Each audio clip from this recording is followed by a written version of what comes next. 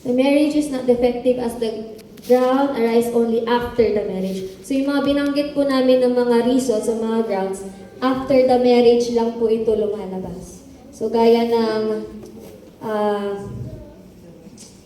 yan, addiction or alcoholism, naging alcoholic na lang siya matapos ng kasal ninyo.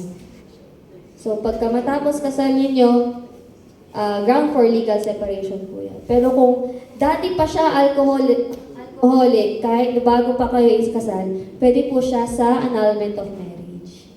Kasi yung mga grounds po sa nullity or annulment of marriage ay kailangan po nag-i-exist prior or during the time of marriage.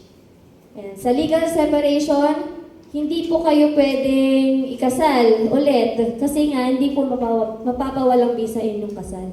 Pero sa nullity and annulment of marriage, pag granted na po yun ng court, you can already remarry. Okay. So yun, next. Ayan, wala na. Yun lang po yung sa annulment and